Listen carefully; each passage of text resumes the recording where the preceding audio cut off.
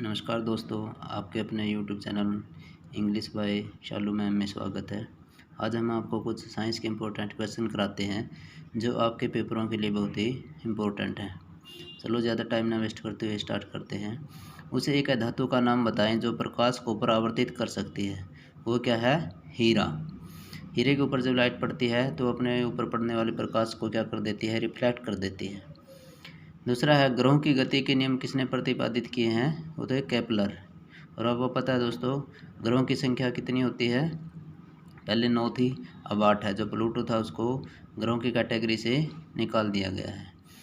समान ताप पर हाइड्रोजन, ऑक्सीजन और नाइट्रोजन में ध्वनि की चाल किस में सर्वाधिक होती है? ये होती है हाइड्रोजन में। वैसे तो दोस्तों हाइड्रोजन, ऑक्सीजन और नाइट्रोजन तीनों ही क्या है? गैस हैं। लेकिन ठोस, द्रव और गैस में से ध्वनि की चाल सबसे ज़्यादा किस में होती है? वो होती है ठोस के अंदर। पौधे दिन में निकालते हैं, रात में लेते हैं, वो क्या होते हैं? ऑक्सीजन।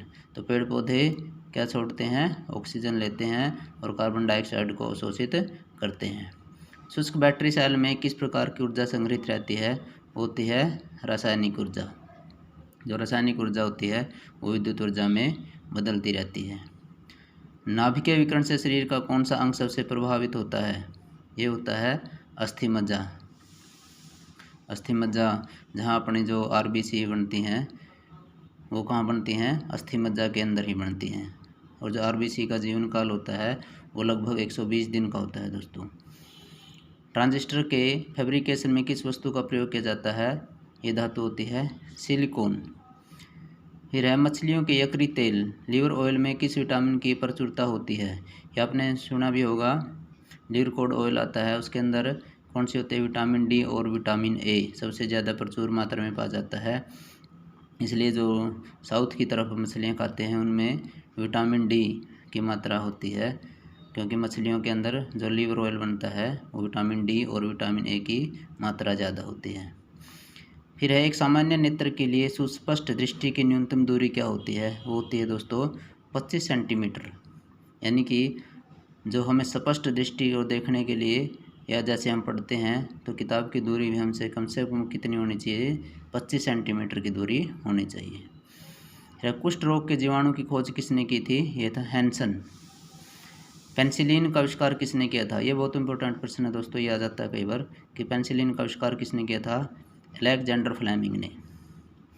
फिर है, यदि परमाणु की तीसरी कक्षा में सबसे बाहरी कक्षा हो तो इसमें इलेक्ट्रॉन की अधिक संख्या कितनी होनी चाहिए?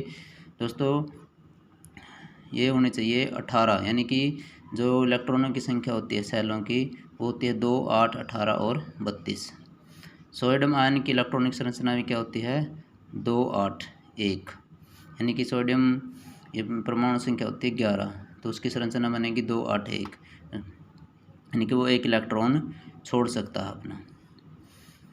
उसके बाद है, क्रिप्टॉन और आरबी में ये क्या कहलाते हैं? इनमें दोनों, यानी कि इनमें कॉमन क्या है? सम न्यूट्रॉनिक होते हैं। यानी कि जो इनमें न्यूट्रॉनों की संख्या क्या होती है? सेम होती है। जैसे ये है 36 क्रिप्टॉन 86 और 37 आरबी 87। यानी कि 86 में से जो 36 जाएंगे तो कितने रहेंगे? 50। और इसी प्रकार 87 में से 37 जाएंगे तो कितने रहेंगे? 50। यानी कि सम न्यूट्रॉनिक है, इनके अंदर न्यूट्रॉनों की संख्या क्या होती है? सेम होती है। कोशिका में राइबोसोम का क्या कार्य होता है? जो कोशिका होती है उसके अंदर राइबोसोम प्रोटीन संश्लेषण का कार्य करता है। फिर है दोस्तों एक इम्पोर्टेंट क्वेश्चन, स्वस्थ मनुष्य का यानी कि बीपी कितना होता है?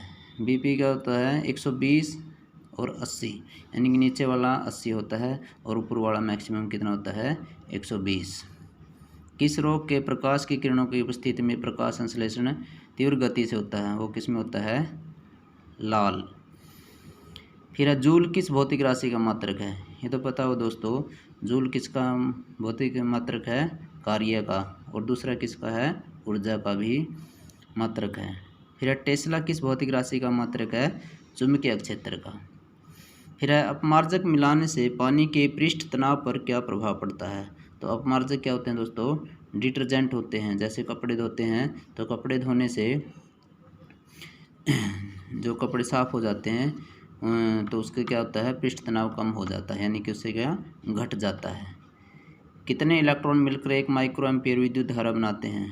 विद्युत धारा की यानी कि जो करंट को किस में मापते हैं, एम्पियर में मापते हैं, और किसके बराबर होती है 6.25 इंटू 10⁻12। फिर प्राकृतिक रबड़ किसका बहुलक है, ये प्रश्न भी कई बार आता है। ये किसका बहुलक है यानी कि पॉलीमर किसका है, आइसोप्रीन का। फिर बार किसका मात्रक है, वायुमंडलीय दाब का। यह भी आता है कई बार कि वायुमंडलीय दाब किस में मापा जाता है या इसकी इकाई क्या है, तो है बार। गैलेना किस का आयशक है, आयशक क्या होते हैं दोस्तों, जिसमें से धातुएं निकाली जाती हैं। तो गैलेना किसका आयशक है, शीशा का, लेड। दीप्त खगोलीय वस्तुओं के लिए सभी डॉपलर विस्थापन क्या प्रदर्शित करते हैं। डॉपलर विस्थापन के प्रभाव से क्या होते हैं, ऐसा लगता है कि सभी मंदाकिनी हमसे दूर जा रही हैं। थायमिन की कमी से कौन सा रोग होता है, बेरी होता है। जैसे विटामिन डी की कमी से कौन सा होता है, रिकेटस। और विटामिन ए की कमी से कौन सा रोग हो जाता है, रतौंधी बोलते हैं जिसको, आँखों का रोग होता है। तो वो किसकी कमी से होता है, विटामिन ए की कमी से होता है। फिर है ग्रहों की गति, ये किससे संबंधित है, यह किसके भौतिक राशि के संरक्षण पर आधारित है, यह कोणीय समय के संरक्षण पर आधारित है। फिर कौन सा यौगिक ऑयल ऑफ विंटरग्रीन के नाम से जाना जाता है, यह है मैथिल सैलिसिलेट। फिर एक इम्पोर्टेंट प्रश्न दोस्तों, ये भी आता है, पारे का आयशक क्या है, यानी सिनेबार किसका प्रमुख आयशक है, पारे का, यानी कि पारा किससे निकाला जाता है, सिनेबार से। फिर है कीमोथेरेपी क्या होता है, इसके अंदर जो रासायनिक पदार्थ हैं इनका उपयोग करके रोग की चिकित्सा की जाती है शरीर के अंदर। जैसे बॉडी के अंदर सेल्स बन जाते हैं एक्स्ट्रा, तो उनको ख़त्म करने के लिए कीमोथेरेपी का उपयोग किया जाता है। फिर है यदि दूरस्थ वस्तु से आने वाली किरणें रेटिना के आगे फोकसित हो जाती हैं तो उस दृष्टि में कौन सा दोष होता है निकट दृष्टि, मायोपिया। तो दो प्रकार के आँखों के दोष होते हैं दोस्तों, एक निकट दृष्टि और एक दूर दृष्टि। तो निकट दृष्टि में क्या होता है, इसमें निकट की वस्तुएं तो साफ दिखाई देती हैं और दूर की वस्तुएं साफ दिखाई नहीं देती। और निकट की और दूसरा होता है दूर दृष्टि, यानी कि दूर की वस्तुएं तो साफ दिखाई देती हैं लेकिन नज़दीक की वस्तुएं साफ दिखाई नहीं देती। तो निकट दृष्टि दोष को दूर करने के लिए उत्तल लेंस का प्रयोग किया जाता है और दूर दृष्टि को दूर करने के लिए अवतल लेंस का प्रयोग किया जाता है। तो ये साइंस के कुछ इंपॉर्टेंट क्वेश्चन है दोस्तों, आशा करता हूँ आपके पेपरों में कुछ हेल्प करेंगे। तो अगर अच्छी लगी वीडियो तो शेयर करें, सब्सक्राइब करें। थैंक यू, मिलते हैं अगली वीडियो में, धन्यवाद।